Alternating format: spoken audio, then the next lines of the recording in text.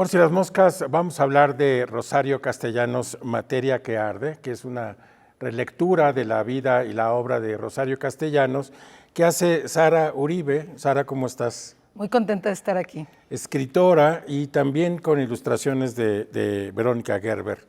Sara, muchísimas gracias por estar aquí en Por si las moscas.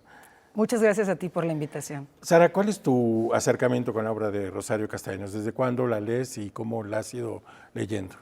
Fíjate que fue un acercamiento muy temprano, fue más o menos en la adolescencia. Me acerqué a una biblioteca pública, que era la biblioteca que tenía a la mano, y me topé con una antología de poemas de Rosario Castellanos, publicada por el Fondo de Cultura Económica en aquella mítica colección de lecturas mexicanas que tú recordarás. Y bueno, mi primer acercamiento fue a través de su poesía y me sentí muy identificada porque encontré, además de una poesía que era legible o cercana a una chica de 13 años, era una poesía que hablaba sobre las posibilidades de ser mujer, con un lenguaje muy cotidiano, y pues inmediatamente me sentí atraída por seguir leyendo más cosas de Rosario Castellanos. Antes de entrar en pantalla, decíamos que hay pocas biografías en general sobre los autores mexicanos, o en fin, hay pocas biografías en general sobre todo, y muchas de estas biografías o estudios académicos también son poco accesibles. ¿Qué ha sido escrito sobre Rosario Castellanos o sea, digamos, cuál es el estado de la literatura sobre Rosario Castellanos? Claro, fíjate, cuando recibí la encomienda de escribir este libro, que ahí me parece valioso, justo por lo que acabas de decir, que en este caso la editorial Lumen esté impulsando estos acercamientos biográficos. Ya este sería el segundo, el primero fue el de Clarice Lispector que hizo Daniela Tarazona, porque justamente a la hora de buscar las fuentes documentales para nutrirme yo, para hacer este libro, pues me topé con que sí hay algunos libros de biografías sobre Rosario Castellanos, pero son libros de ediciones ya muy antiguas, que ya no están, digamos, a la venta, que ya no están en librerías, que ya no se consiguen más que en bibliotecas, y déjame decirte que a algunos ya hasta les faltaban algunas hojas, entonces me quedé a medias por ahí de algunos libros. Entonces creo que realmente es importante, y sobre todo el acercamiento biográfico a la vida de escritoras, creo que es muy relevante en este momento. Bueno, y además no puedo pensar también otro momento más propicio para Rosario Castellanos, que es una de nuestras pioneras feministas, que hacer una relectura a la luz de lo que estamos viviendo ahora, ¿no? Por supuesto, creo que su pensamiento feminista es más vigente y pertinente que nunca, sobre todo por el hecho de que ella suele ser muy autocrítica de su propia evolución en el feminismo. Sí. Entonces es un ejercicio que de verdad se antoja hacer junto con ella, el de irnos, así como ella se va cuestionando, irnos cuestionando también nosotras. Ya, o sea, además es muy autoconsciente de su papel, se está criticando, se pone... yo creo que también se pone como dos escaloncitos abajo de repente, cuando en realidad es una gran impulsora del feminismo y de una lectura temprana del segundo sexo, ¿no? Sí, creo que su capacidad de exigencia, como bien dices, la hace de pronto ponerse esos dos escaloncitos abajo por su misma capacidad autocrítica, pero en realidad la verdad es que su pensamiento es maravilloso. Y fíjate que justo este irse autoevaluando, estoy pensando ahora, por ejemplo, ella escribió su tesis sobre la cultura femenina. Es lo que te iba a preguntar. Y en esa tesis es la primera vez que se pregunta si la mujer cabe en el mundo de la cultura. Y fíjate que años después, en una entrevista con Elena Poniatowska, ella misma dice, ay, mi tesis, ya no estoy tan segura de lo que dije, ojalá hubiera leído primero El segundo sexo de Simone de Beauvoir, pero todavía no llegaba a México. Entonces, ella misma se va autorrevisando, y eso creo que es lo que le permite ir con la corriente de los tiempos, y que en los 70 más o menos ella esté de verdad a la vanguardia de lo que en ese momento se estaba pensando y diciendo en Estados Unidos o en Francia. Sobre la tesis, bueno, yo no conocía la tesis hasta después de leer tu libro.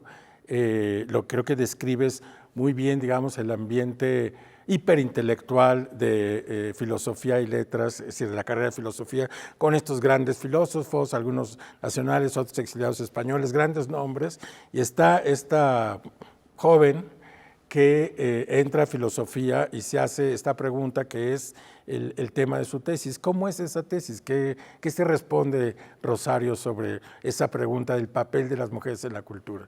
Fíjate que es una tesis que de verdad a mí me resultó muy grato leer. Normalmente las tesis son Sí, de difícil como lectura, difíciles, sí, áridas, exacto. pero en realidad es que Rosario siempre logra o consigue intercalar su gran capacidad de ironía y humor, incluso en su escritura académica. En la primera parte, incluso cuando se pregunta esto sobre si la mujer tiene cabida en la cultura, por ahí bromea sobre si la mujer es tan rara en la cultura como el monstruo del lago Ness, ¿no?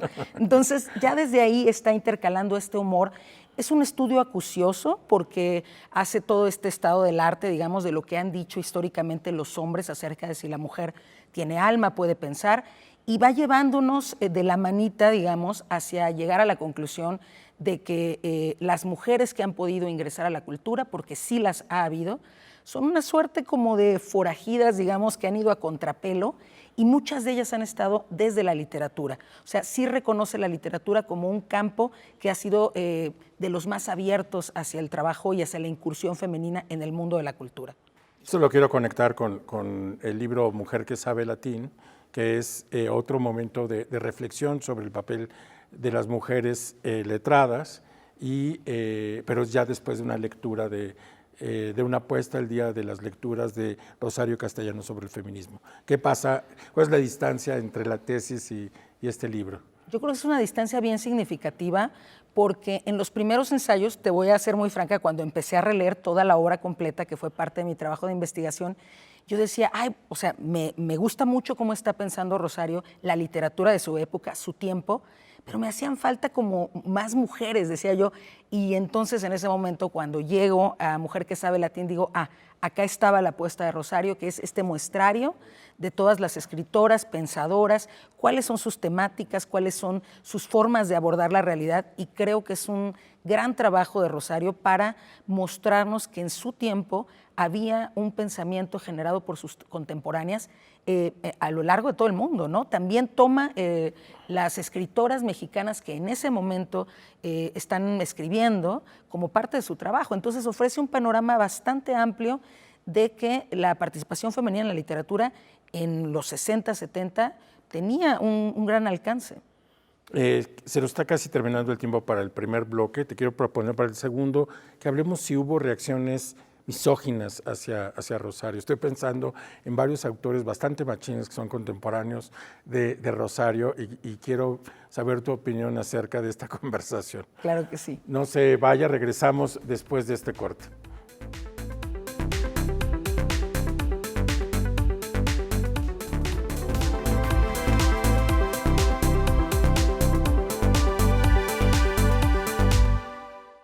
Por si las moscas, estamos de regreso. Hablamos con Sara Uribe sobre este texto biográfico que hace alrededor de la obra y la vida de Rosario Castellano, que se llama Materia que arde, que acaba de ser publicado por Editorial Lumen. Sara, te preguntaba si hubo reacciones un poco misóginas del establishment literario que no entendía muy bien lo que quería hacer Rosario Castellanos y cómo lo vivió ella. Pues fíjate que en la investigación que realicé, sobre todo en sus artículos y en sus cartas, ella misma refiere de algunas reacciones no muy positivas, no da nombres específicos, pero sí refiere las reacciones, sobre todo por sus temáticas. De algún modo ella sentía una suerte de menosprecio, digamos, por la temática femenina, para empezar. No así con la temática de los pueblos originarios, que es una temática, digamos, que se valoraba, pero creo que tiene que ver con que en mucha de su literatura, y estoy pensando ahora, por ejemplo, en Álbum de Familia, los escenarios, las temáticas, las problemáticas, los conflictos, ocurren en un interior de casa, ocurren en disposiciones domésticas, digamos, y sus poemas también, estoy pensándolo ahora. Entonces creo que por ahí iba la crítica, por quizás estar tomando desde su literatura temáticas que no se consideraban desde estos cánones, ya sabes tú, como universales, como de interés público, y más bien referidos al ámbito doméstico, al ámbito familiar o al ámbito femenino, ¿no? Creo que por ahí estuvo la crítica. Es también una época, la de Rosario Castellanos, muy interesante para otras autores, es decir, hay otras mujeres en el panorama que también están haciendo una literatura sumamente relevante. Sí, estoy pensando, por ejemplo, una muy cercana a ella, que es Dolores Castro, poeta también, posterior a ella un poquito porque se llevaban algo de años, pero la poeta Enriqueta Ochoa de Torreón también. Por supuesto que estaba Elena Poniatowska, había una serie de mujeres que estaban haciendo literatura, sin embargo creo que sí lo tuvieron un poco más difícil para consolidarse dentro de, digamos, el sistema literario mexicano, porque creo que si ahora aún los espacios son difíciles de conseguir, en ese momento pues la dificultad era mayor. Ahora, a pesar de que muchos de los temas de Rosario Castellanos eran sobre el ámbito doméstico y referidos también a un tiempo pasado donde que le permitía revisar el agrarismo, la Revolución Mexicana y otros conflictos del México contemporáneo en ese entonces, ella tuvo una vida pública muy relevante, ¿no? Me fascinó el capítulo en el que describe su trabajo en la Universidad Nacional, en un momento además súper conflictivo de la universidad, su relación con Ignacio Chávez, su capacidad, o sea, su labor como en la oficina de prensa, y la manera en que lidiaba con las presiones de ese momento, y obviamente su puesto como embajadora, que la convierte en una figura políticamente relevante y sumamente interesante, digamos, también con una actividad pública increíble. Sí, fíjate que me sorprende mucho porque ella llegó a ir a varios congresos en Sudamérica, a Venezuela, estuvo en Chile, y desde entonces era una preocupación en estos congresos, o estaban ya hablando sobre cómo la vida del escritor, de la escritora, pues tiene estos varias facetas, digamos, como es precaria, tiene que escribir y además tener otro empleo. Y creo que ella es uno de los mejores ejemplos, porque fue profesora, fue diplomática, fue embajadora y al mismo tiempo tuvo este cargo que bien comentas en la UNAM, y la verdad es que justo era una de las cosas que más curiosidad me daba al escribir y al pensar en este diálogo con ella, cómo lograba balancear todas estas actividades. Digo, como muchas mujeres tenemos que hacerlo, pero particularmente ella, en qué momento, si a lo mejor le robaba un poco de tiempo ahí en el escritorio de la UNAM para escribir sus poemas. Creo que es fascinante de verdad verla a ella misma, contarnos, relatarnos cómo fue su actividad y su trayectoria como embajadora, que creo que fue una de los momentos de su vida donde más feliz estuvo. Otro aspecto novedoso, por lo menos para mí, son sus columnas del periódico. ¿Qué hay en esas columnas? Se entrevé también en esta lectura que se refería también, era muy autorreferencial, bueno, se refería a su vida cotidiana y que ahí lograba también desahogar algunos de sus frustraciones cotidianas, pero también de sus anhelos diarios. Sí, fíjate que yo creo que una vez que ella dejó de escribir cartas, porque las cartas son cuando tenía 25 años y estaba viajando a España, luego cuando fue de profesora visitante a Estados Unidos y luego cuando regresa, pero como posteriormente viene el divorcio, entonces ya no está ese remitente de su exmarido, digamos, a quien enviarle las cartas, creo que convierte un poco sus columnas en cartas, ¿sabes? Esa impresión tuve después de leer estos 3 tomos que compiló maravillosamente Andrea Reyes en su investigación y que nos ofrecen una variedad de temas, Guillermo, enorme. O sea, creo que ahí es donde más podemos ver lo cosmopolita de su pensamiento, porque si bien está pensando, a lo mejor tiene un artículo muy interesante sobre que no puede subirse el zipper del vestido cuando está por irse a un evento diplomático, pero ese hecho ella lo lleva, lo profundiza hacia hablar de las relaciones de pareja, de la autonomía, de la independencia, de ir, digamos, cambiando de estilo de vida conforme va avanzando la edad. Entonces, cada pequeño tema, ella lo llevaba a una profundidad y a una variedad de reflexiones realmente enriquecedora. Si tuvieras que explicarle a cualquiera de la audiencia que no sabe quién es Rosario Castellanos, tal vez deberíamos haber comenzado por ahí, ¿qué le dirías? Pues yo le diría que es una de las pensadoras más importantes del siglo XX. La verdad es que a mi juicio le faltó un poquito, o sea, ojalá no hubiera estado ese tema, claro. No, ojalá no hubiera estado esa muerte tan temprana, digamos, para que ella pudiera llevarnos todavía hacia otras vetas de su pensamiento, que creo que habría desarrollado de forma magnífica, pero creo que fue pues por su muerte temprana, pero en realidad hasta donde llegó, la considero una de las pensadoras más importantes del siglo XX en el mundo, así te lo digo. Otra cosa que también es fascinante de Castellanos es que escribe poesía, teatro, novela, ensayo, filosofía, en fin, cartas, columnas. Es una mujer, digamos que exploraba distintas formas literarias, distintas formas de expresión y tal vez en todas realmente bastante potente, pertinente. Muy Sí, bien, ¿no? yo creo que fue un camino muy natural y eso me llevó a leer, a hacer esta lectura de toda su obra justo en ese mismo orden, que ella comenzó con la poesía y ahí el teatro se empezó a aparecer como una suerte de puente híbrido en el que ella fue brincando hacia una escritura más prosística. Todavía en el inicio de Balún Canán podemos ver en el inicio y en el transcurso de Balún Canán podemos ver un rastro de su capacidad de hibridar lo poético a lo narrativo. Y posteriormente creo que el paso también de entonces pensar la literatura de su tiempo a través del ensayo, creo que venía de la mano posterior a la narrativa, y entonces creo que fue un camino muy fluido y muy natural el que la fue llevando, transitando por todos estos géneros literarios, ¿no? Sara, se nos ha terminado otra vez el tiempo de este bloque. Regresando, quisiera que habláramos de aspectos más personales, de las grandes pérdidas en la vida de Rosario Castellanos. No se vaya, regresamos aquí por si las moscas.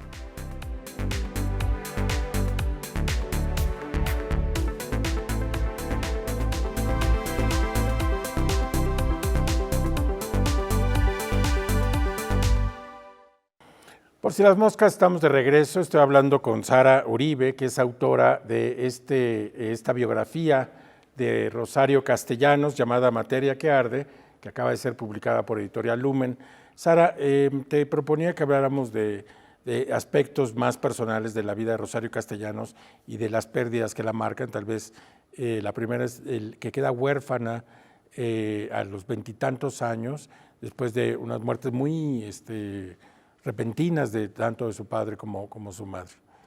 Sí, yo creo que hay un tema que recorre toda la obra de Rosario y es el tema de los contrarios, vida y muerte. O sea, la muerte está muy presente en sus primeros poemarios, pero siempre aparece confrontando a la vida. Creo que justamente el hecho de que tuviera esas pérdidas, la pérdida de su padre y de su madre, y que como bien dices, fueron además muy cercanas en tiempo y en una edad pues juvenil, y está también la pérdida de su hermano en la infancia, que creo que la marcaron profundamente, y ella lo dice en algunas de sus cartas y en sus poemas, como que le dieron esta sensación como fantasmática de su propia existencia, y que creo que al mismo tiempo que estuvo todo presente durante su obra, esa misma condición como de no saberse del todo presente, la hacía que en sus obras la vida apareciera con más fuerza, ¿sabes? Como si la vida necesitara... Como proposición. Exactamente, Sí, claro.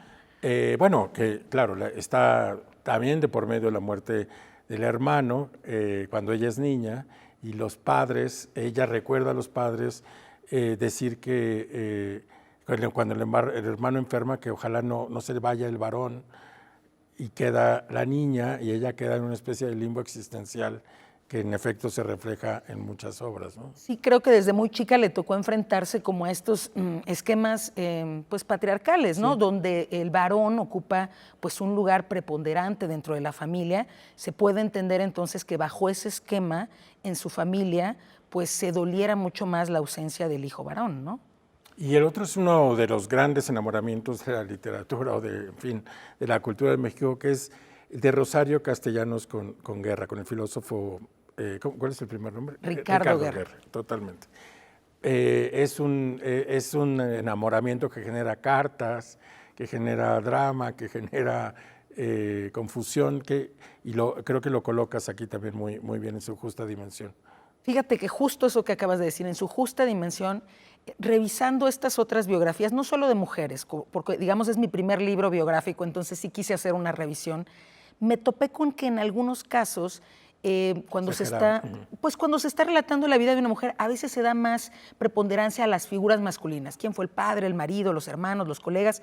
Y creo que deben estar ahí, por supuesto, porque son figuras que tuvieron que ver en su desarrollo existencial, por supuesto, pero me importaba mucho eso, la justa dimensión, que aparecieran, pero que estuviera siempre Rosario en el centro, Claro. en el centro de la narración y en el centro de su propia vida. Sí, muy buena. Y también colocas también de una manera que no había visto, también es Rosario Castellanos en relación con su hijo y los cuidados que una madre de ya, digamos, de esa altura intelectual y de esos altos cargos tenía que proveer, porque ella misma lo relata, a su hijo en fin, que también se convierte en uno de los personajes importantes. Claro, y fíjate que la sorpresa que tuve yo, y lo recomiendo también para las lectoras y los lectores, es que nos quedamos de pronto con estos poemas donde ella habla de la maternidad, que son icónicos, digamos, pero creo que si queremos saber más de esa relación que ella misma cuenta, hay que leer el último tomo de los artículos, donde ya es la relación que ella tiene con ese Gabriel que está creciendo allá con ella en Tel Aviv, y que es un niño que además le interesan mucho las cuestiones intelectuales de su madre. Sí. Entonces es una relación bien bonita y es bien disfrutable que ella nos cuenta cómo va creciendo y cómo va cambiando esa relación con un hijo que está casi en la adolescencia, ¿no? Y bueno, y otro aspecto que es un universo también muy grande es Rosario Castellanos y su tierra natal, Comitán y Chiapas. ¿Qué nos puedes decir? Es altamente disfrutable ver cómo ella se refiere a ese tiempo en el que vivían, que era un tiempo como desfasado de recibir las noticias y los acontecimientos tiempo después, eso por una parte, y por otra también la parte cuando ella regresa justo de ese viaje que hace a España y se compromete o empieza a trabajar con un grupo de teatreros del Teatro Petul, y ella se lanza a las comunidades a caballo. Esa parte es realmente una parte muy emocionante porque nos descubre una Rosario en una edad juvenil con todas las fuerzas y con todas las ganas y con todo el apasionamiento y la esperanza de transformar su comunidad y su país a través de actos educativos y digamos, de actividades que incidían directamente en los pueblos originarios de Chiapas. Bueno, claro, gracias al zapatismo, digamos, es que este tema se puso en el centro de nuestra discusión, pero de nuevo Rosario Castellanos había ya reflexionado sobre ese entorno, ¿no? Claro, fíjate que dijo algo muy bonito esta escritora Olivia Terova, que es una ensayista el día de la presentación, que me pareció súper atinado, que Rosario no es tanto que estuviera adelantada a su tiempo, sino que fue una precursora. O sea, ella sembró, digamos, el pensamiento sobre muchas cuestiones feministas, sobre muchos asuntos de desigualdad con respecto de los pueblos originarios, ya desde mediados de la década, de la última década del siglo XX, ¿no? Bueno, y no hemos hablado de otro aspecto de este libro, que es las ilustraciones o los dibujos de Verónica Gerber. Sí. Este libro está lleno de ilustraciones, de pequeñas viñetitas que son muy disfrutables, que son un trabajo que se explica en la introducción del libro, pero que quisiera que nos contaras en vivo y a todo color. Fíjate que ese trabajo fue un trabajo muy gozoso porque como parte de la exploración de Verónica para ver cómo iba a ser su trabajo como ilustradora, se le ocurrió que hiciéramos, cada quien por su lado, una lectura material de la obra de Rosario Castellanos, que es ir apuntando todos los objetos que aparecieran en toda su literatura. Y así fue como salieron las lámparas, que no solo es un objeto que se presenta al final de la vida de Rosario Castellanos de manera funesta, pero la lámpara está presente en muchos de sus poemas y la lámpara está ligada a la vida, justamente, fíjate qué ironía, están las piedras, por ejemplo, que es algo que Rosario considera como algo vivo, que podría parecer un objeto inerte, pero para Rosario Castellanos las piedras son algo vivo, las llaves. Entonces, esta lectura de lo material permitió que Verónica pudiera ubicar estos objetos y luego su trabajo de ponerlo a dialogar con bordados y con glifos mayas. Creo que eso es un aspecto que propone de nuevo otro diálogo con los orígenes y con el contexto de Rosario Castellanos. Sara, nos queda un minuto. ¿Qué aprendiste de esta investigación?